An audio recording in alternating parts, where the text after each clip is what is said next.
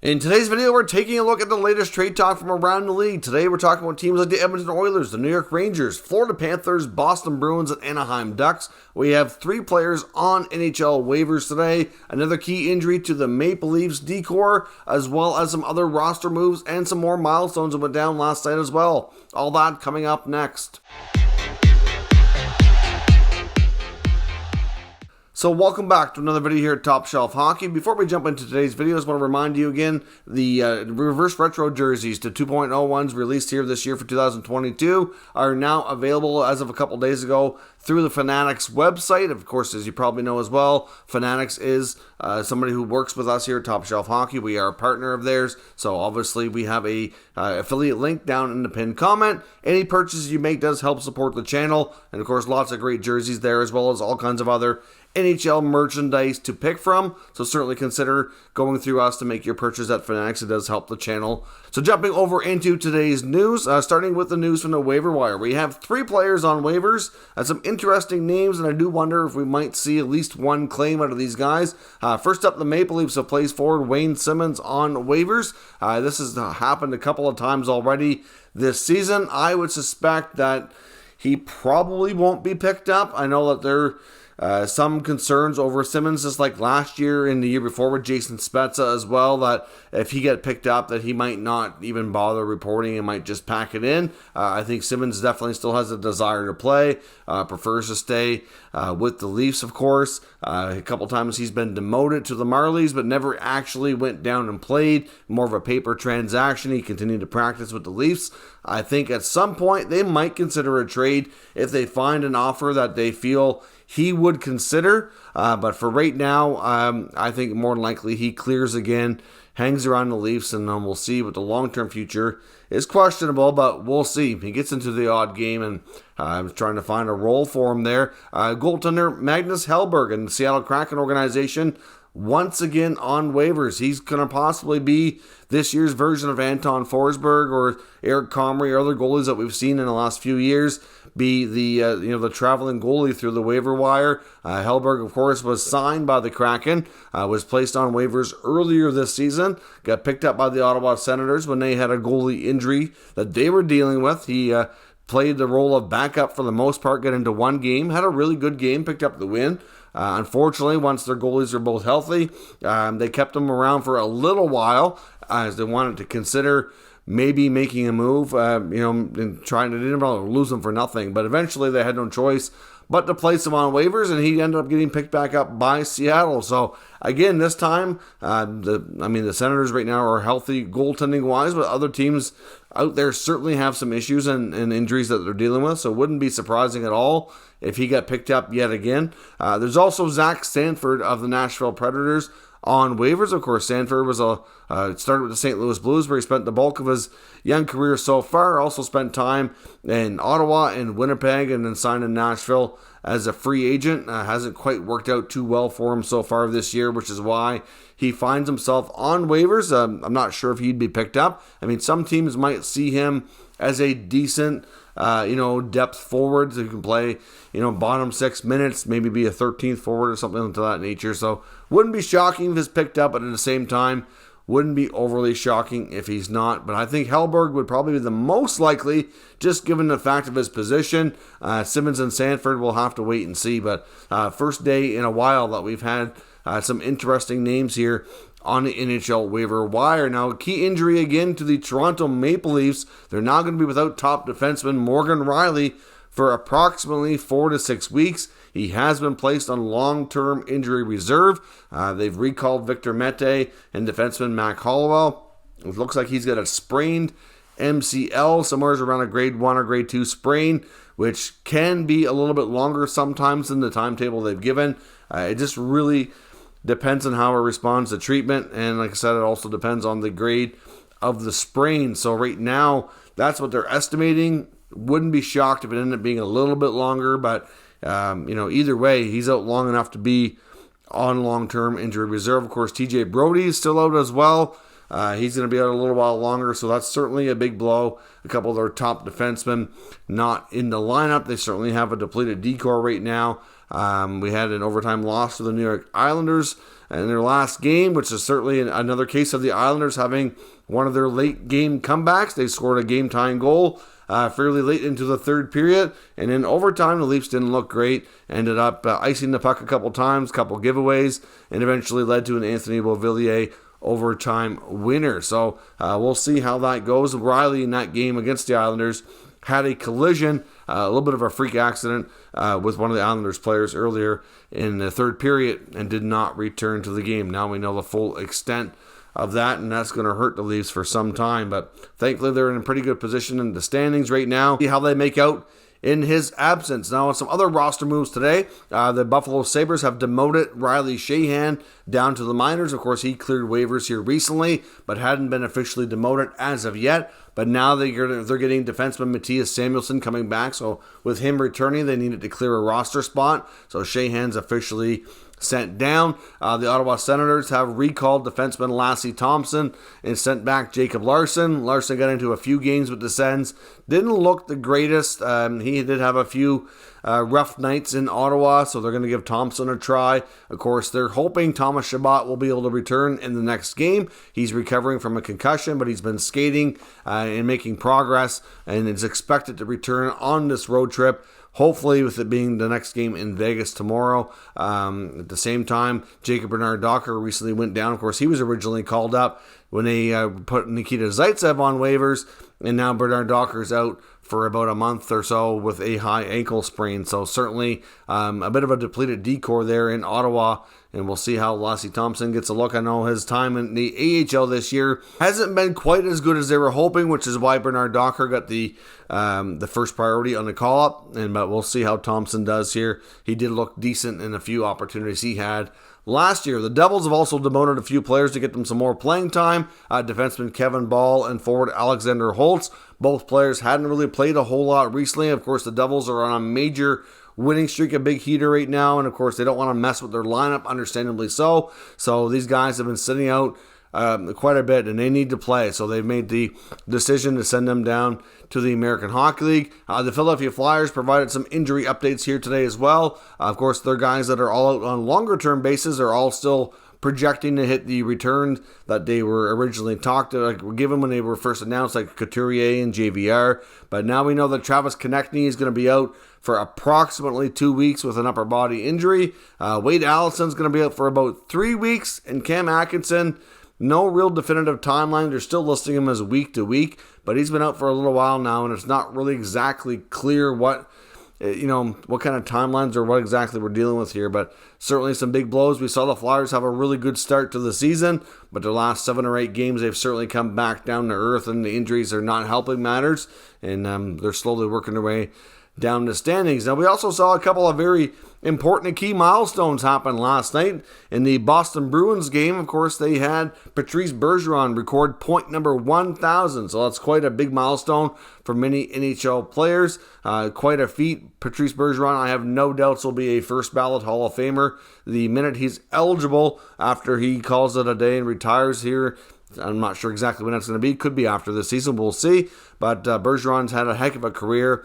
Nice big accomplishment for him. One of the best two-way players in the game. Wouldn't be shocking someday if the Selke Trophy is even renamed after him, considering how many times he's won it as one of the game's top two-way players. So congrats to Patrice Bergeron on a heck of a career, and we'll see how him and the Bruins are off to a phenomenal start either, as well how long and how far they can continue this, and what kind of year can they have. The Bruins and the Devils right now are at the top of the Eastern Conference, and they're certainly surprising a lot of people. But as time goes on here, the surprising will come to an end as everybody realizes just how real of a deal these teams are, and they're certainly teams to be making some damage here this year. On to another big milestone as well. We saw the New York Islanders forward Cale Clutterbuck make a new NHL record for most hits.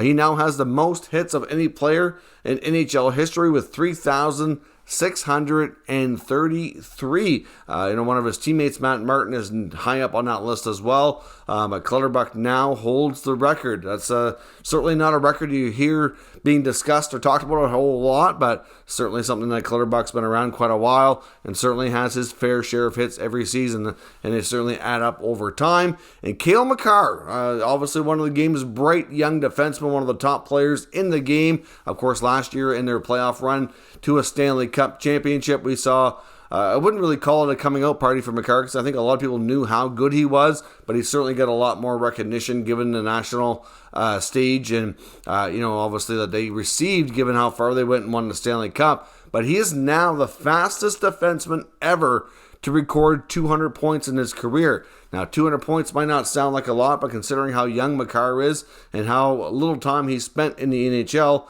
it's quite an accomplishment. He's got 200 points in 195 games. No defenseman has ever hit that many. And just to put this into context to show you how good Cale Makar is, it took Bobby Orr, arguably the greatest offensive defenseman in the history of the game, 216 games for him to record his first 200 points. So he's done it in obviously a shorter time frame of 21 games less. So that's quite an accomplishment for Makar. If he plays a long time, I have no doubt he's going to be in the conversation for the greatest D ever, or at least at the very least one of the top few for sure. This guy's an extremely special talent, and I hope this stat will kind of help people realize just how good this kid is. Some trade talk from around the league, most of which coming from Frank Saravalli on dailyfaceoff.com today, talking about the possibility of the New York Rangers trading tough guy Ryan Reaves. Not that they really don't like having Reaves around, but Reaves has been a healthy scratch more this year than he has ever been in the past. And given what he's making for a salary of $1.75 million, Saravalli feels like there's a good possibility that they may wish to do more important things with that cap hit. As much as head coach Gerard Gallant, obviously a fan of Reaves, has coached him in New York as well as during his time with the Vegas Golden Knights, certainly has a lot of respect for him and knows what kind of role he can provide. But it might be able to get them something bigger and better later on in the season near the NHL trade deadline. Of course, the New York Rangers had a phenomenal season last year, making a deep run in the playoffs, and they certainly would like to build on that. I know they've had a little bit of an up and down season so far, and it wouldn't be shocking to see GM Chris Drury make a move here at some point. If not, it could be later into the year. But Saravalli lists one of the teams as a possible connection for Ryan Reaves would be a team like the Edmonton Oilers. He feels the Oilers could really benefit from having an enforcer type player like Ryan Reaves. There's not a lot of players left that are kind of suited like him. I wouldn't call him a one-dimensional player as a guy who can only throw hits and fight. I think he can play more a bit more of a regular shift and certainly contribute more than that. But obviously, as Reaves gets a little bit older, I don't really think he's slowing down per se, but he certainly, I guess, in the Rangers standpoint, just kind of lost his regular spot in the lineup, and it might be an option to move him out, like I said, just to do something different with the cap space. But at the same time, the Rangers had an issue a few years back where they felt they weren't tough enough and that they were getting bullied and all of their skill guys were getting pushed around too much, and they went out and brought in Ryan Reaves as that extra muscle, that extra enforcer, so it needed to have like a deterrent on the bench, especially later into the season and into the playoffs. And, for the most part, I think it served a good purpose. So I'm not entirely convinced that Saravalli is wrong here, but at the same time, I wouldn't be shocked if they kept Reaves and found a way to make that work. But at the same time, like I said, he does make a good point that as much as they like having him, they probably don't like the contract that goes with him. So we'll see. Could Reaves go to the Oilers or other team before the NHL trade deadline? It wouldn't be completely shocking, and I have no doubt that there'd be interest in a player like him to have on their roster for the playoffs. Now, of course, the Florida Panthers are also another very interesting team to watch. Forward Anthony Duclair is inching closer and closer to a return after coming off of a pretty serious surgery and missing a lot of time. He's been out for quite an extended time. He scored 30 goals last season. His accident caused the injury happened during the offseason, and it's certainly going to cause him to miss, the first, at least 25, anywhere from 25 to 40% of the year. He should be back sometime in the next month. Hard to say exactly where things are. I haven't heard an official update on him and if he's ahead of schedule or not, but the Florida Panthers are certainly going to have to create cap space to activate him. Sarah Valley is suggesting that it very well might lead to them trading Duclair himself rather than move somebody else to get him into the lineup, because that might prove to be quite challenging. But at the same time, the Panthers are doing okay, but they're not doing as well as last year for sure. And I do wonder if maybe injecting a guy like Duclair into their lineup, who's kind of like getting a trade in a way when you pick up a player returning like that, who's had an offensive successful time during his time in Florida.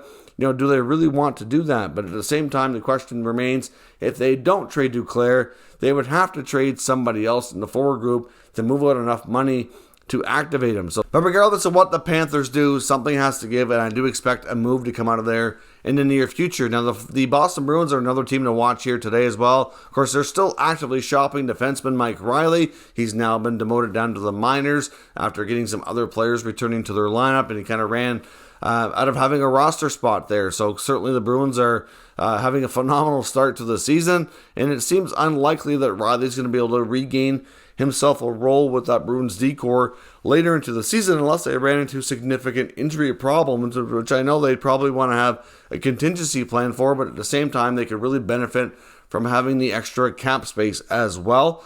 So certainly Mike Rielly is still a player that's out there on the market, and we know there's lots of teams looking for D. Like, for example, I know it was reported again today that Bruce Garriock from the Ottawa Sun, who covers the Ottawa Senators, we know the Senators are actively looking for a defenseman, and according to Bruce, Pierre Dorion, the GM, has talked to at least 10 to 15 teams about various defensemen around the league trying to find help for that blue line, and Mike Rielly is a player that they're familiar with given his time there before. I do wonder if that might be a possibility that they look to that. But I think the thing with Rielly that's going to scare off some teams is it's not just this year on his contract. He has one more year as well, and that might not be feasible for some teams that are in the market. Another few other players to keep an eye on as well. Washington, Nick Jensen, according to Frank Saravalli, will have a lot of interest later into the season near the NHL trade deadline. Right now, the Capitals are not trending towards being a playoff team, and they do have a handful of players that likely will get interest from various sources. We talked about Connor Sherry yesterday.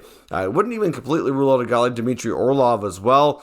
I'm not sure. They could look to re-sign him, but that's a possibility. And then, of course, Jensen as well. And in Anaheim, a couple of names to watch there. John Klingberg, Kevin Shattenkirk, Adam Henrique, and Frankie Vetrano, all getting various levels of interest from around the NHL. Of course, Shattenkirk and Klingberg on expiring contracts. Veteran defensemen have been around the league a long time.